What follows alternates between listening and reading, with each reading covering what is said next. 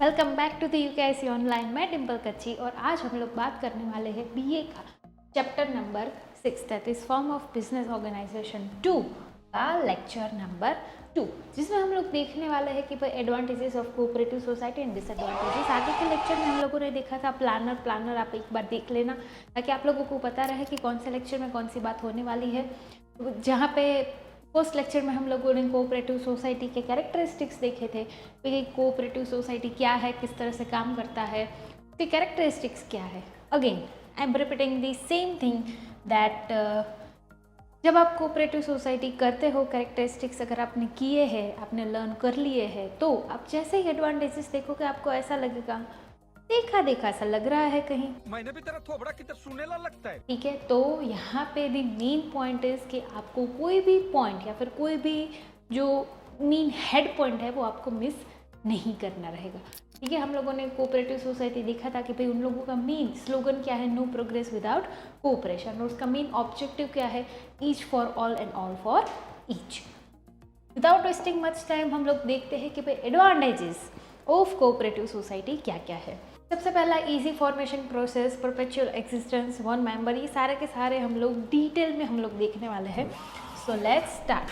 हाँ भाई, 6 ही हमारे पास एडवांटेजेस नहीं है, यहाँ पे और भी टोटल 12 एडवांटेजेस आर देयर। तो let's see each one of them in detail. तो सबसे पहला इजी फॉर्मेशन प्रोसेस।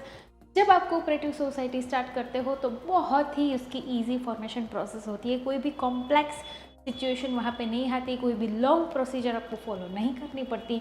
तो यहाँ पे जैसे ही आप 10 पर्सन एक साथ मिलके कोई भी फॉर्म स्टार्ट करना चाहते हैं तो कोऑपरेटिव सोसाइटी में मिनिमम 10 लोगों की रिक्वायरमेंट रहती है। तो जैसे ही आप 10 लोग हो जाते हो आप अपनी कोऑपरेटिव सोसाइटी स्टार्ट कर सकते Oh my God! हो। सेकेंड है परपेचुअल एग्जिस्टेंस, जिसका है उसका एक सेपरेट अलग से मतलब अलग से उसकी एक एग्जिस्टेंस रहेगा। कोई भी कोऑपरेटिव सोसाइटी है तो वो किसी के अंदर नहीं आएगी या किसी के साथ ज्वाइंट नहीं होगी, उसकी अलग से ही आइडेंटिटी रहेगी कि भाई उसको किसी के साथ मिक्स होने की ज़रूरत नहीं है। उसके बाद है ओपन मेंबरशिप। यहाँ पे वॉल्यूंटरीली सब लोग ज्वाइंट होते हैं, वॉल्यूंटरी ही ये फॉर्म स्टार्ट होती है और वॉल्यूंटरी ही सब लोग यहाँ पे मदद करते हैं एक दूसरे की। तो यहाँ पे क्या है कि कोई भी मेंबर को यहाँ पे फोर्स नहीं किया जाता कि आपको ये करना ही रहेगा। ठीक है, if you want to wish, if you want to join then you can, if you don't then it's up to you. तो ये हमारे ओपन मेंबरशिप फॉर ऑल। ठीक है, जितने भी लोग हैं वो वहाँ पे ज्वाइंट हो सकते हैं। उसके बाद है लिमिटेड लायबिलिटी ऑफ मेंबर्स। जितने आपके शेयर्स है उतनी ही लायबिलिटी रहेगी।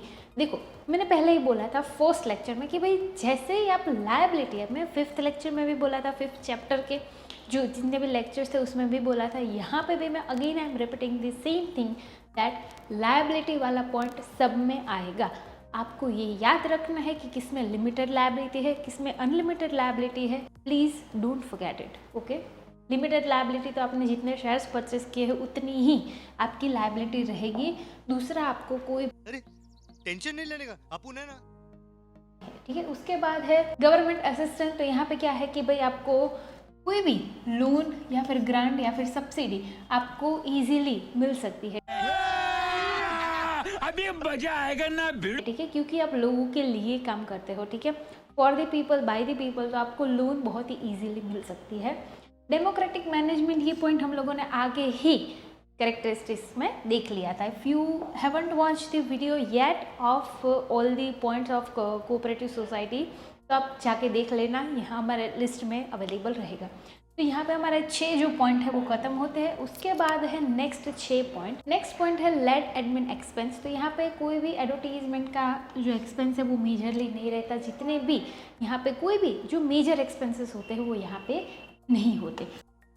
Special class of customer, next point is. तो यहाँ पे जितने भी मेंबर्स होते हैं इनिशियली वही उसके कस्टमर होते हैं।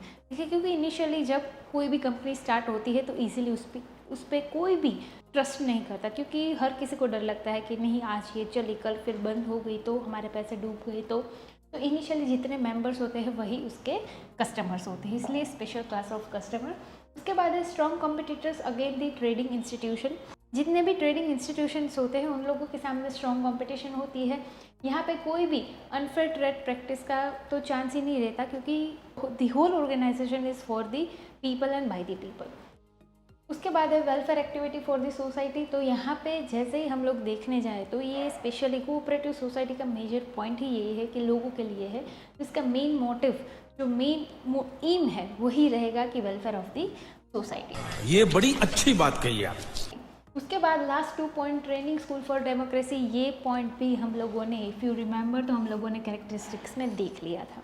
ये उसके बाद लास्ट पॉइंट है economic upliftment and growth of the members. यहाँ पे इकोनॉमिक अपलिफ्टमेंट ऑटोमेटिकली हमारे कंट्री का होता है, क्योंकि जैसे ही हम लोग लोगों के लिए काम करेंगे तो हमारा जो प्रॉफिट है वो डायरेक्टली अप आ जाएगा, और यहाँ पे जितने भी मेंबर्स है उसका भी ग्रोथ यहाँ पे हो सकता है। कोऑपरेटिव सोसाइटी की अगर हम लोग बात करें तो मेजरली उसमें कौन कौन सी इंडस्ट्रीज आती है, तो याद रखना सबसे पहला है शुगर, मिल्क, लेदर, रो कॉटन। मेजरली इतनी इंडस्ट्री है, इससे ज़्यादा भी होती है, पर यहाँ पे फॉर एग्जांपल आप लोगों को लिखना है तो यहाँ पे ये रहेगा कि शुगर है या फिर मिल्क की है, लेदर, मिल्क में हम लोग बात कर सकते हैं अमूल, ठीक है, अमूल है वो कोऑपरेटिव सोसाइटी है। यहाँ पे आप लोगों के सारे एडवांटेजेस ऑफ कोऑपरेटिव सोसाइटी वो खत्म होते हैं। नेक्स्ट हम लोग देखते हैं कि भाई डिसएडवांटेजेस क्या है, तो मेजरली इसके 4 ही डिसएडवांटेज है। Is very good. उसके बाद अगर हम लोग लिमिटेशंस की बात करें या फिर डिसएडवांटेजेस, तो सबसे पहला आता है लिमिटेशन ऑफ कैपिटल। अगेन ये पॉइंट यहाँ पे इसलिए इम्पॉर्टेंट है ताकि कई बार क्या होता है कि लोग वॉलंटरी यहाँ पे जुड़ तो गए, पर हर बार ऐसा नहीं होता कि जितने भी लोग हैं उसकी फिनेंशियल कैपेबिलिटीज़ है वो बहुत ही अच्छी है, ठीक है। कई लोगों की बहुत अच्छी है, कई लोगों की बहुत बुरी हो सकती है। बुरी इन द सेंस कि उन लोगों का मे भी कई बार ऐसा भी हो सकता है कि वो फिनेंशियली साउंड ना हो। तो यहाँ पे जितने भी मेंबर्स हैं उन लोगों को जो कैपिटल इकट्ठा करना होता है या फिर कलेक्ट करना होता है उसमें थोड़ी सी प्रॉब्लम रहती है। Lake of efficient management. Again हम लोगों ने आगे ही देखा था कि जितने लोग ज़्यादा आएंगे उतना ही मैनेजमेंट में बहुत ही प्रॉब्लम रहेगा, ठीक है, क्योंकि जितने माइंड्स उतने आइडियाज़ और उतने इम्प्लीमेंटेशंस, राइट। तो सबको एक पॉइंट पे कन्विंस करना बहुत ही डिफ़िकल्ट होता है। तो यहाँ पे तो मिनिमम 10 लोग हैं, bye bye tata goodbye. तो अगर 10 लोग को कन्विंस करना रहेगा एक ही पॉइंट पे तो वो थोड़ा सा डिफिकल्ट रहेगा, इसलिए यहाँ पे प्रॉपरली जो मैनेजमेंट होना चाहिए वो नहीं हो पाता। Third point is political interference. कई बार ऐसा होता है कि पॉलिटिकल जितनी भी पार्टीज होती है उसका इंटरफेरेंस बहुत ज़्यादा रहता है कि अगर आपने यहाँ पे ये नहीं किया तो हम लोग कुछ भी कर सकते हैं। तो ये थोड़ा सा थ्रेट स्पेशली कोऑपरेटिव सोसाइटी को रहता है। Non cooperation among the members. तो कई बार क्या होता है कि आगे के पॉइंट में हम लोगों ने देखा कि जितने माइंड उतने आइडियाज़, तो यहाँ पे कॉन्फ्लिक्ट भी हो सकता है, ठीक है, गॉसिप भी हो सकती है। फिर उन लोगों का जो सेल्फिशनेस है कि कई बार ऐसा होता है कि अपने बेनिफिट के लिए अगर हम लोग करना चाहते हैं तो यही सबको मनवाना रहेगा। तो ये सारे कॉन्फ्लिक्ट्स यहाँ पे अक्सर आते रहते हैं। तो यहाँ पे टोटल आपके 4 जो डिसएडवांटेजेस है ख़त्म होते हैं। इसी के साथ हमारा लेक्चर नंबर 2 भी ख़त्म होता है। मिलते हैं हम लोग लेक्चर नंबर 3 में। Till then bye bye.